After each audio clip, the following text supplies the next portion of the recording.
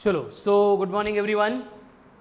From today we have to start discussion about first topic of 12th NCERT, that is electrostatics. Electrostatics. अब ये electrostatics में हमें जो basically discuss करना है उसमें एक इलेक्ट्रो रहेगा, दूसरा स्टैटिक रहेगा। तो ये इलेक्ट्रो का मतलब क्या होता है, what is mean by electro? Electro का मतलब आएगा रिलेटेड टू चार्ज, मतलब चार्ज से रिलेटेड जो कुछ भी होगा वो हम इलेक्ट्रा, इलेक्ट्री, इलेक्ट्रो इस हेडिंग के अंडर डिस्कस करने वाले हैं। ठीक है, अब ये चार्ज मतलब क्या होता है, what is mean by charge? हम इलेक्ट्रो में चार्ज को डिस्कस करेंगे, बट चार्ज मतलब वो है क्या? टेंडेंसी। कौन सी टेंडेंसी?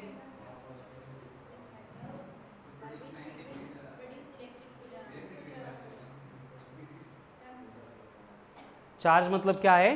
टेंडेंसी है। क्या है चार्ज मतलब? टेंडेंसी। कौन सी टेंडेंसी? वेरी गुड, मैटर की tendency to produce electric field around it. खुद के सराउंडिंग में इलेक्ट्रिक फील्ड प्रोड्यूस करने की जो भी टेंडेंसी होती है उसको हम क्या बोलते हैं? चार्ज बोलते हैं। ठीक है, तो बेसिकली इलेक्ट्रोस्टैटिक्स में हम क्या करने वाले हैं? इलेक्ट्रो मतलब रिलेटेड टू चार्ज, मतलब एक टेंडेंसी है जिसका काम होता है सराउंडिंग के स्पेस में इलेक्ट्रिक फील्ड प्रोड्यूस करना। इसके अबाउट डिस्कस करने वाले हैं। एंड यहाँ पे आगे लिखा है स्टैटिक्स, एंड ये स्टैटिक का मतलब क्या होता है? At rest. मतलब पूरा डिस्कशन जब तक चलेगा तब तक चार्ज कहाँ पे होगा? रेस्ट में होगा। ठीक है, तो यहाँ पे हम चार्ज के बारे में अगर फर्दर डिस्कस करेंगे तो चार्ज को हमने डिफाइन तो किया, उसके बाद में ये जो चार्ज होता है बेसिकली ये दो टाइप का होता है।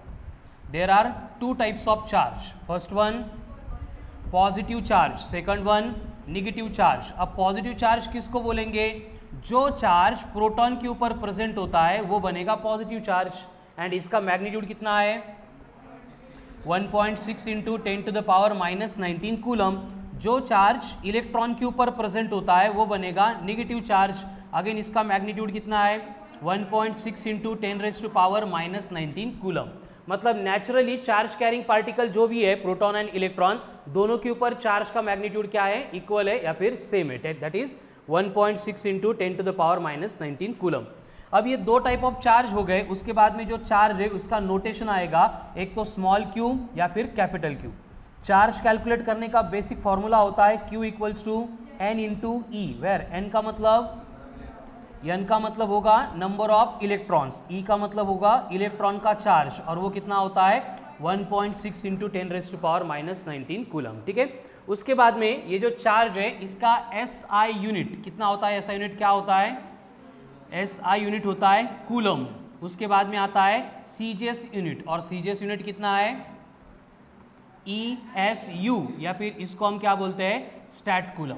एंड इनमें रिलेशन क्या होता है?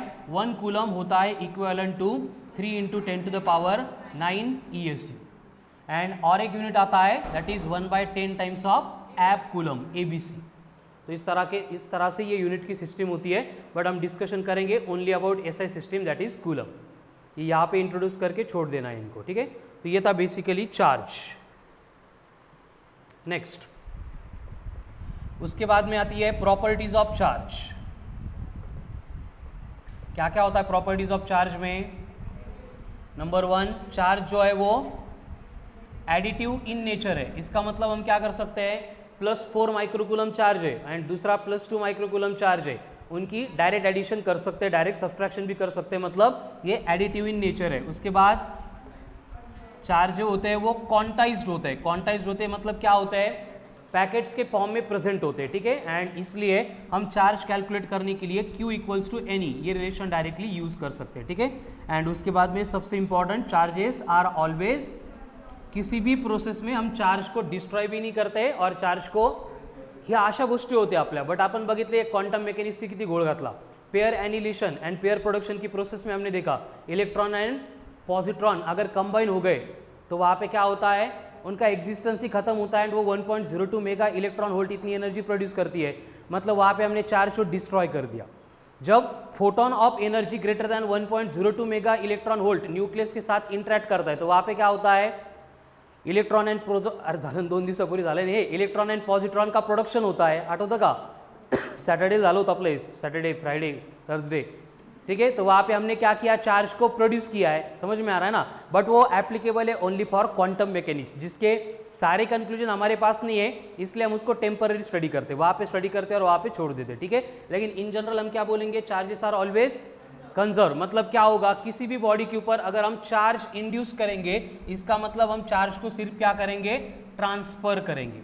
किसी भी बॉडी को चार्ज बॉडी बनाएंगे, मतलब उसके ऊपर एक तो इलेक्ट्रॉन ऐड करेंगे या फिर इलेक्ट्रॉन को रिमूव करेंगे, चार्जेस ट्रांसफर होंगे, मतलब सिर्फ कौन ट्रांसफर होगा, इलेक्ट्रॉन। ऐसे क्यों, क्योंकि प्रोटॉन कहाँ पे है, इनसाइड द न्यूक्लियस, जिनको बाइंड करके रखने के लिए कौन रिस्पॉन्सिबल है, स्ट्रॉन्ग न्यूक्लियर फोर्स। एंड इस स्ट्रॉन्ग न्यूक्लियर फोर्स को ओवरकम करके हम न्यूक्लियस में से प्रोटॉन को प्रैक्टिकली नहीं निकाल सकते, इसलिए हर बार हम क्या करते हैं, जो रिवॉल्विंग इलेक्ट्रॉन है उनको ही यूज करते हैं, ठीक है। तो जब भी हम चार्जिंग करेंगे बॉडी की, इसलिए नेक्स्ट पॉइंट आएगा process of charging of the body. तो चार्जिंग की बेसिक 3 प्रोसेस होती है। First one, charging by friction. क्या होता है चार्जिंग बाय फ्रिक्शन में, When two bodies rub with each other, एक बॉडी को दूसरे बॉडी के साथ अगर हम रब करेंगे तो क्या होगा, उस रबिंग की प्रोसेस में जो वर्क डन होता है वो कन्वर्ट होगा हीट एनर्जी में। वही हीट एनर्जी रिवॉल्विंग इलेक्ट्रॉन क्या करेंगे, या फिर फ्री इलेक्ट्रॉन रहेंगे वो गेन करेंगे, गेन करके क्या करेंगे, वो जंप करेंगे एक सरफेस से दूसरे सरफेस के ऊपर। फिर वहाँ पे डिपेंड करता है, जो इलेक्ट्रॉन लूजली बाउंडेड थे वो जल्दी से निकल जाएंगे, एंड जिस बॉडी ने इलेक्ट्रॉन को लॉस किया है, लूज किया है, वो क्या बनेगी, पॉजिटिवली चार्ज। जिस बॉडी के ऊपर इलेक्ट्रॉन आ गए that will become negatively charge. इसलिए इलेक्ट्रॉन आते टाइम नेगेटिव चार्ज भी लेके आएंगे, साथ में अपना मास भी लेके आएंगे। इसलिए जो पॉजिटिवली चार्ज बॉडी होती है उसका मास जो है नेगेटिवली चार्ज बॉडी के कंपैरिजन में क्या होता है, ग्रेटर होता है, कम होता है। क्या होता है, कम होता है, मतलब लेस होता है, ठीक है। ऐसे क्यों, क्योंकि इलेक्ट्रॉन वहाँ पे ट्रांसफर कर रहे हैं, ठीक है। ये होता है in the process of friction. उसके बाद में आता है चार्जिंग बाय कंडक्शन। कंडक्शन में क्या होता है कि when charge body and uncharged body connected with each other, तो क्या होगा, चार्ज बॉडी के एक्स्ट्रा चार्जेस अनचार्ज बॉडी के ऊपर ट्रांसफर हो जाएंगे, एंड इस प्रोसेस में बॉडी की चार्जिंग हो जाएगी, ठीक है। उसके बाद में आता है चार्जिंग बाय इंडक्शन। अब ये चार्जिंग बाय इंडक्शन की प्रोसेस में क्या होगा, ना तो दो बॉडी एक दूसरे के साथ रब की जाएगी ना टच की जाएगी, मतलब विदाउट टचिंग हम चार्ज को क्या कर सकते हैं, बॉडी के ऊपर प्रोड्यूस कर सकते हैं। सिंपल प्रोसेस है। हमें क्या करना पड़ेगा, जैसे कि ये अनचार्ज बॉडी है, इसके सराउंडिंग में अगर मैं पॉजिटिवली चार्ज बॉडी इस तरह से प्लेस करूंगा तो सारे नेगेटिव चार्जेस एक साइड में यहाँ पे एक्यूमुलेट होंगे, अपोजिट साइड में कौन आएगा, पॉजिटिव चार्ज आएगा। बट यहाँ पे नेट चार्ज हमने कितना प्रोड्यूस किया, 0। इंडक्शन की प्रोसेस में नेट चार्ज कितना प्रोड्यूस होता है, 0 प्रोड्यूस होता है। बस वहाँ पे पोलैरिटी जो है वो एक रीजन में आती है, एंड इसको बोला जाता है चार्जिंग बाय इंडक्शन। तो इंडक्शन की प्रोसेस में जो चार्जेस इंड्यूस्ड होते हैं उनको अगर हमें कैलकुलेट करना है तो उसको कैलकुलेट करने के लिए रिलेशन होता है Q I equals to Q in bracket 1 minus 1 by K. हे नवीन है, हे लिहून घ्या, स्टार मार्क करून। In the process of induction, charging by induction, in the process of charging by induction, the induced charge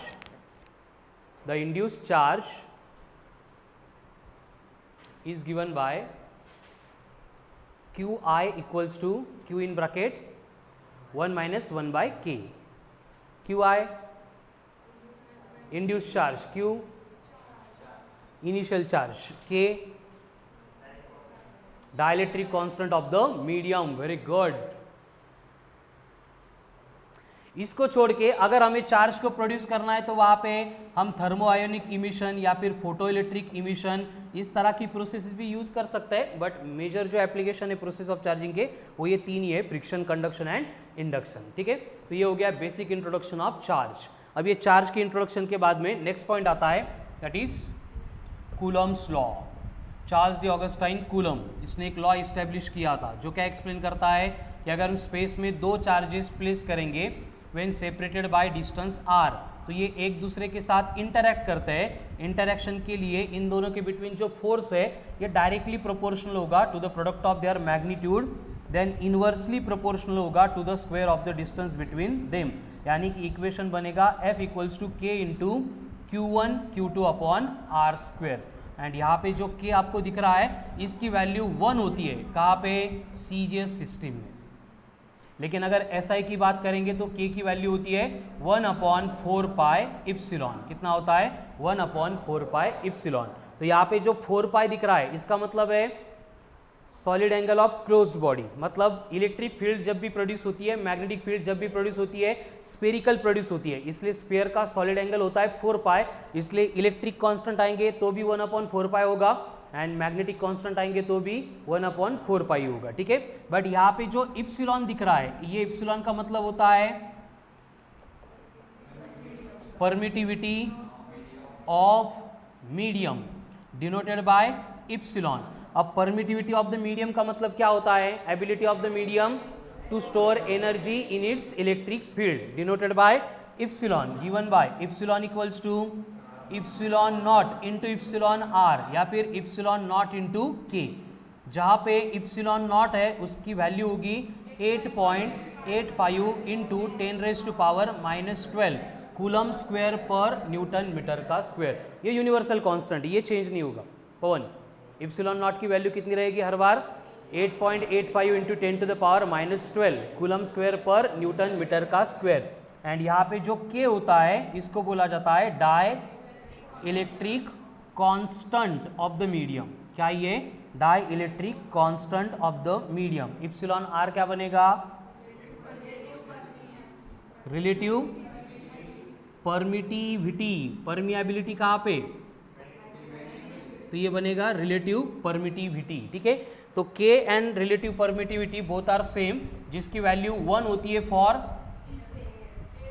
air और vacuum, जिसको हम free space बोलते हैं। K इक्वल्स टू इन्फिनिटी होता है फॉर मेटल्स और कंडक्टर्स, इसलिए K की वैल्यू जो है always greater than 1 but less than infinity रहेगी। इसलिए इंसुलेटर जो होते हैं उनके लिए K इन्फिनिटी छोड़ के कुछ भी हो सकता है, क्योंकि इन्फिनिटी किसका है? मेटल का है, मतलब किसका है? कंडक्टर का है। ठीक है, तो इसके अकॉर्डिंग अगर हम जो कांस्टेंट यूज कर रहे थे 1/4 पाई इप्सिलॉन, वो अगर एयर के लिए बोलेंगे तो बन जाएगा 1/4 pi epsilon naught and that will be equals to 9 into unit newton metre square पर कूलम का स्क्वायर। एंड उसके बाद में ये किसके लिए होगा? सिर्फ एयर और वैक्यूम के लिए। एंड अदर मीडियम के लिए 1/4 पाई इप्सिलॉन रिप्लेस होगा by 1/4 pi epsilon naught into K, that will become equals to 9 into 10⁻9 divided by K. ये बनेगा न्यूटन मीटर का स्क्वायर पर कूलम का स्क्वायर। यानी फाइनली हमें कूलम्स लॉ के अकॉर्डिंग दो चार्जेस के बिटवीन का फोर्स मिलता है 1/4 pi epsilon into Q1 Q2 upon R square, या फिर हम इसको इन जनरल ऐसे भी लिख सकते हैं के Q1 Q2 upon are square. But हा के म्हणजे डायलेक्ट्रिक कॉन्स्टंट नाही. हे जर कळत असेल तर अशी शॉर्टकट यूज करा, नाही तर आकांक्षाला हा के आणि तो के सेम वाटायचा. कळालं ना, तसं काही घोळ करू नका. मग ती काय करायची, हा के असाच ठेवून 1/4 एप्सिलॉन नॉट के, के के ऑलवेज कॅन्सल होणार, म्हणजे डायलेक्ट्रिक कॉन्स्टंटवर फोर्स इंडिपेंडेंट होणार असं काहीतरी सांगत होते. ठीक आहे, तसं होत नाही. हा के म्हणजे कॉन्स्टंट है एंड वो के मतलब हा के ओके. ये सिर्फ न्यूमरेटर में क्या आ रहा है, ये कांस्टेंट है, बट जो इप्सिलॉन नॉट के साथ में आता है वो कौन है, dielectric constant of the medium है. क्लियर. उसके अकॉर्डिंग फिर हम लिख सकते हैं कि दो चार्ज के बिटवीन का जो फोर्स है it is directly proportional to the magnitude का प्रोडक्ट, उसके बाद inversely proportional to R square and directly proportional to 1/k. इसलिए आपको अगर बोला जाता है कि दो मेटल के बिटवीन, दो चार्जेस के बिटवीन अगर हमने मेटल प्लेट इंट्रोड्यूस कर दी तो इन दोनों के बिटवीन का फोर्स कितना बनता है. उसका रीज़न क्या है, क्योंकि इसके लिए के इन्फिनिटी है, 1/∞ इज 0 इंटू एनीथिंग इज 0, इस तरह से ये 0 बनता है. ठीक है. एंड अगर हमें इसका वेक्टर फॉर्म चाहिए तो क्या करना पड़ेगा, सिर्फ ये 1/4 epsilon naught Q1 Q2 upon R square, ये एज इट इज रहेंगे, बस आर कैप से मल्टीप्लाई करना पड़ेगा, हो गया वेक्टर फॉर्म. अब आर कैप का मतलब क्या होता है, very good, R vector upon mod of R. इसलिए ये एफ वेक्टर जो है हम ऐसे भी लिख सकते हैं 1/4 epsilon into Q1 Q2 upon R का cube into R vector. And particular अगर हमें दो चार्ज दिए एंड उनके बिटवीन अगर कंपैरिजन करना है, जैसे कि अगर फर्स्ट चार्ज ने सेकंड चार्ज के ऊपर जो फोर्स एक्सर्ट किया है तो हम उसको बोलेंगे force exerted on second charge by first charge, F21 vector. इसका मतलब क्या होगा, वेरी गुड। ये कितना आएगा फिर 1/4 epsilon into Q1 Q2 upon R का क्यूब इंटू ये जो R वेक्टर आएगा ये आएगा 1 2 1 2 क्यों? डिस्टेंस हम फर्स्ट लेके सेकंड पे मेजर करेंगे। उसी तरह से फर्स्ट चार्ज के ऊपर सेकंड ने जो फोर्स एक्सर्ट किया है क्या बनेगा 1/4 epsilon into Q1 Q2 upon R का क्यूब इंटू क्या बनेगा R21 का वेक्टर। या फिर इनको रिप्लेस करके हम यूनिट वेक्टर भी लिख सकते हैं Q1 Q2 upon R square into R12 cap. यहाँ पे Q1 Q2 upon R square into R21 का कैप। तो ये दोनों फोर्सेस की डायरेक्शन कैसी है, सेम या डिफरेंट है? डिफरेंट है, मतलब अपोजिट है, मैग्नीट्यूड सेम है, इसलिए ये F12 vector always equal to होता है माइनस ऑफ F21 वेक्टर के। अगर मैग्नीट्यूड की बात करेंगे तो F12 इज इक्वल्स टू रहेगा F21, इसमें कोई डिफरेंस नहीं रहेगा। ठीक है,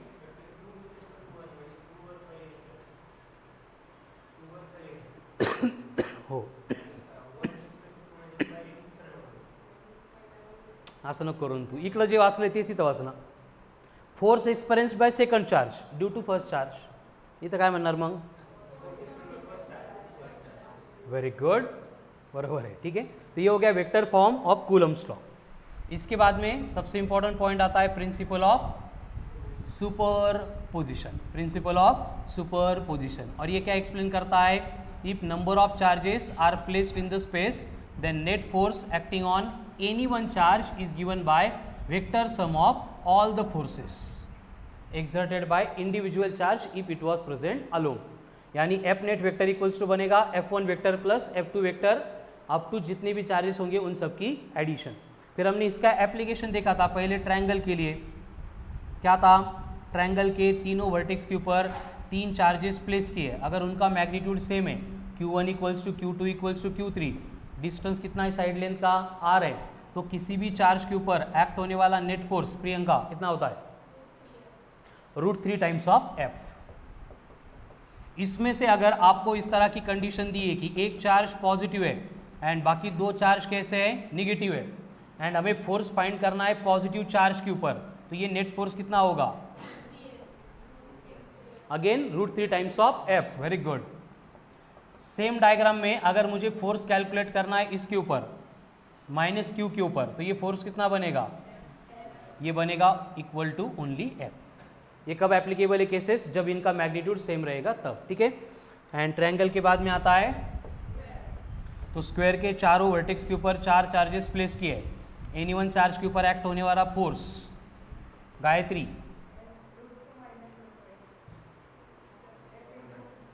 दिशा √2 प्लस 1/2 टाइम्स ऑफ F। ठीक है, तो ये 2 स्टैंडर्ड केस है, बाकी भी डिफरेंट केसेस में हम इसको अप्लाई कर सकते हैं। ठीक है, तो Coulomb's law, principal of superposition. ठीक है, अब इससे रिलेटेड आपको आज एक होमवर्क करना है, अभी करो या लेक्चर के बाद में करो, आपके ऊपर डिपेंड आहे। का हे लेक्चर्स वर्क लेक्चरमध्येच कंप्लीट करायचं? ठीक आहे, चालेल, हे पण बेस्ट आहे। ठीक आहे, तर कन्सेप्ट ॲप्लिकेशन 2 पर्यंतच आहे, सॉल्ड एक्झाम्पल सगळे आपल्याला कंप्लीट करायचे, कळाल ना? सॉल्व झाले की अनसॉल्व तर ॲटोमॅटिक होऊनच जातात। ठीक है, जास्त नहीं है, 30-40 एग्जाम्पल्स आहेत, बघूया किती वेळ लागतो। फिर इसके बाद ये एग्जाम्पल हो गए, फिर मैं वर्कशीट प्रोवाइड करूँगा।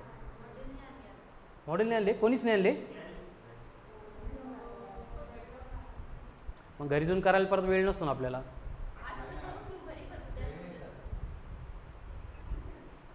नाही केलं तरी चालेल ना, मॉर्निंगचे 2 आणि हे 2, 4 घंटे आपल्याला सफिशियंट फिजिक्स। पण घरी नक्की करणार का मग आजचे दिवस? सूरज कन्फर्म? नोटबुक वगैरे काहीच नाही का? काय टाकू स्क्रीनवर? सॉफ्टमध्ये नाही, सॉफ्ट कॉपी नाही त्याची। अजून काही? एक काम कर, तू फोटो काढून मला सेंड कर।